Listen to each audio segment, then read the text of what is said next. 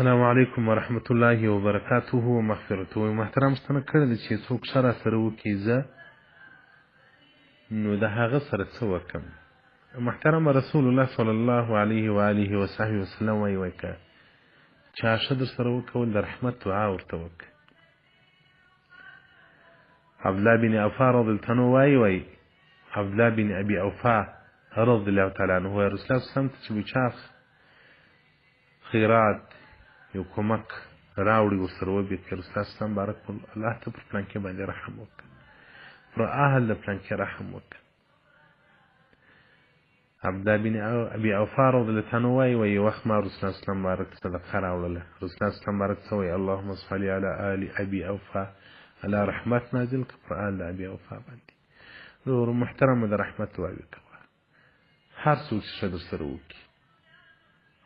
د رحمت دعا یې ورته کوه، صفت یې کوه.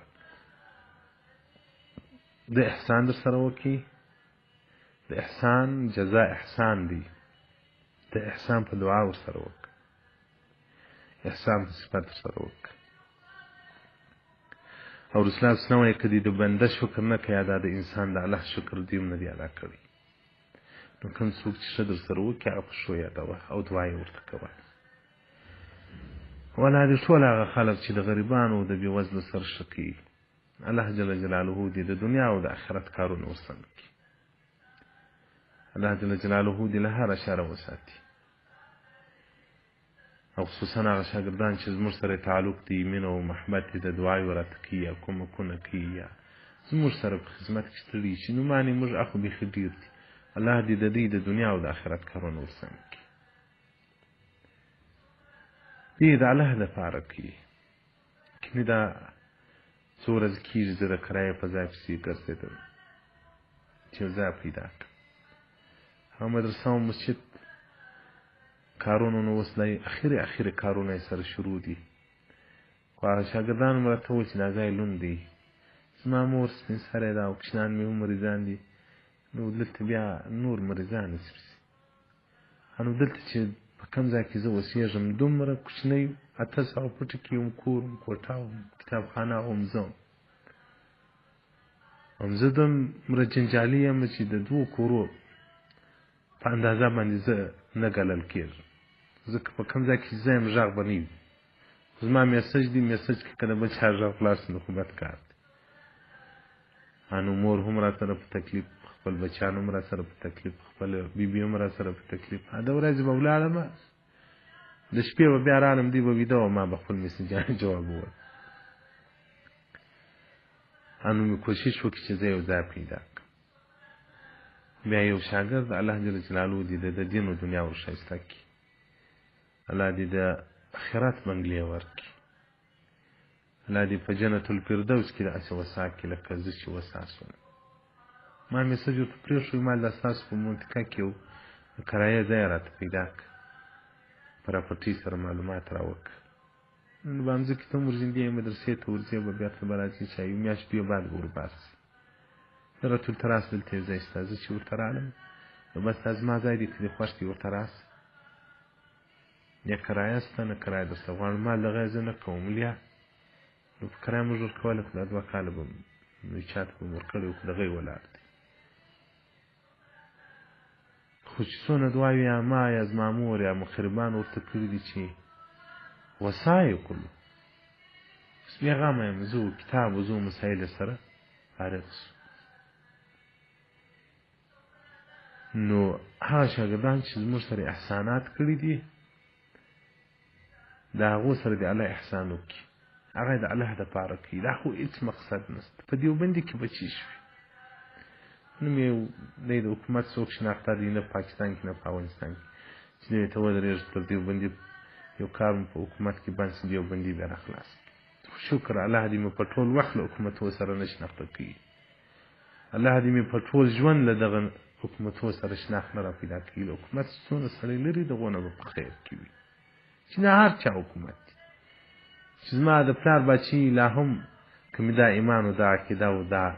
سلسله مې ولا به هم د هغه حکومت څخه لرې پاته یم. خو نه دیوبندي د حکومت سره شناخت لري، نه یو داسې تاجر مې چې دی وایي وخت مې کار ته د تعلق سي کار به مې تر ده بند سي دا چې دی هر څه له ما سره کوي د الله دپاره کوي که نر کوي که ښځې راسره کوي د الله د رضا دپاره کوي بد زه یم الله دې زما محبت او زما مینه د شاګردانو سره او د ټول انسانانو سره د الله دپاره وګرځوي بد زه یم سعدي رحمت الله مبارک چې دا ګلستان و بستان و دا کتابونه یې جوړ کړي دي هغه خو عالم شیخ مبارک تېر سوی دی دی په یو وخت کې داسې لټ سړی و د هېڅ شي څخه یې مخ نه اړوه نو بیا طایب توبه یې وکښله د یو شیخ مبارک د یو ولي او د یو پیر مبارک په لاس باندې توبه وکښله مرید نو خلکو نه پرېښودی نیک سوم خلکو ګوره ته خو نو اوس ټګۍ کوې خوا دې بد کارونه کول اوس دې بیا دا ښو کارو ته ملا تړلې ده دا کې دې مې چم شته نو خدای په هغه بد نامه پېژندی دی رانې و خپل پیر ته وویل چې زه خو ښه شوم توبه مې وکښله او خلک مې نه پسې پرېږدي وایي ته لا بد یې وایي شیخ مبارک یې وژړل ورته ویل ته خو ښه یې خلک دې بد بولي او په حقیقت کې ته ښه یې ویل بد زه یم چې خلک مې ښه بولي او زه بد یم شیخ مبارک وژړل ویل ته خو ښه یې خلک دې بد بولي عند الله په نزد د الله ښه یې ویل بد خو زه یم چې د الله او زما په مابینځ کې کوم حالات دي څومره بد یم او خلک بیا په ښه سترګه راته ګوري نو دی مبارک ښه و خو دا د ده تواضع وه ما څه پر ځان ژړا راسي دا نن شاګردانو کډه دا کتابونه سره شو کول ما هغه یوه ته وویل ما ته به جنت ته ولاړ شي په دغه انتظار پاتې یو دا خبر ټوله نه وه اورېدل الله دې وبوځي نو ما ته هلته هم ژړا راغله چې ما به کتاب ته لاس کړي چې زه کتاب راواخلم یول مونیسه ما کار ته ما په ده دې خلکو خو له موږ سره مینه ده او زموږ سره محبت دی د الله دپاره د رسول الله دپاره چې دا علما د رسول الله په ورثه دي زموږ کوم حالت دي نن ما موټر کرایه کوه دوه مشان د کرایې دپاره نو مې ورسره چنیس یو موټر وایي زه په دونه در سره ځم بل وایي زه په 1000 روپۍ در سره ځم بل زه په 1200 غواړم زما موټر د ده تر موټر یې څه غټ دی دا سپین ږیری څه ورته وایي وایي ورسره ولاړ شه اوس نو که وایي دا ته یو افسر راغلی وای نو خو ته به لاس په نامه هم ورته ولاړ وای ورسره تللی به هم چندې به دې هم نه ورسره ولې په دې خاطر باندې چې دا افسر دې ګوندې سبا به مې یو کار تر ما تاله شي او یا که اوس ګران ورته وایم افسر دې کې نو مخ راواړه بیا به څه جواب ورکړو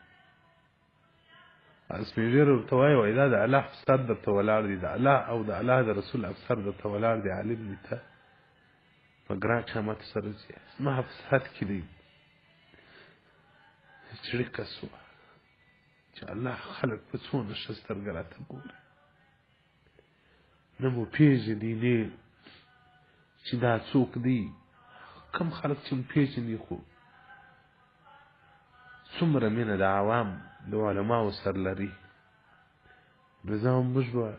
انتظار یو عوام به جنت ته ولاړ شي الله دې دوی جنت ته بوځي الله دې دوی جنت ته بوځي عمر اتنو مبارک په لاس پورته کې ولیا ربه که به ازلي بدبخته یم هم می سعید که ازلي نیکبخته مې که او که مې ابدي ژوند خراب دی نو الله ما ته دومره جسد راکړه چې دوزخ په ما ډک شي د رسول الله امت نجات پیدا کړي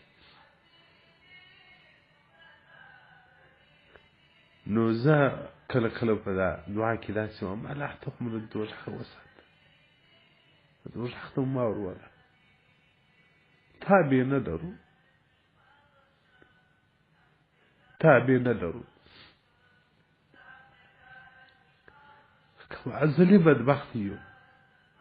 الله نو بیا دومره جسده راکړه چې د رسول الله امت کفاره مو وګرځوه هغه نو بیا دوزخ ته مه بیا الله دې موږ کې اخلاص کړي زموږ په موږ علماو کې په تاسو کې اخلاص تا ستاسو تر اخلاص قربان سم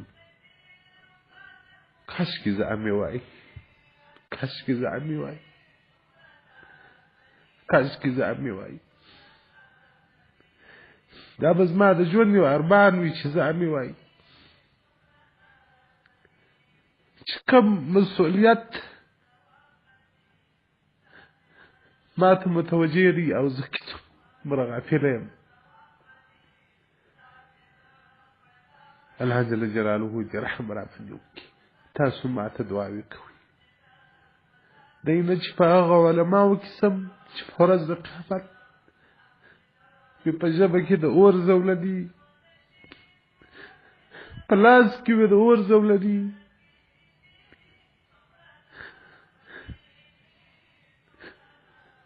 تاسو ما ته دعاوې کوئ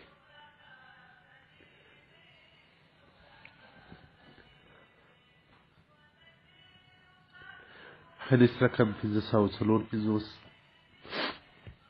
باب نمبر سلم الدعوات الكبير الإمام الطبراني صحيح وصول الشمالات والسلام عليكم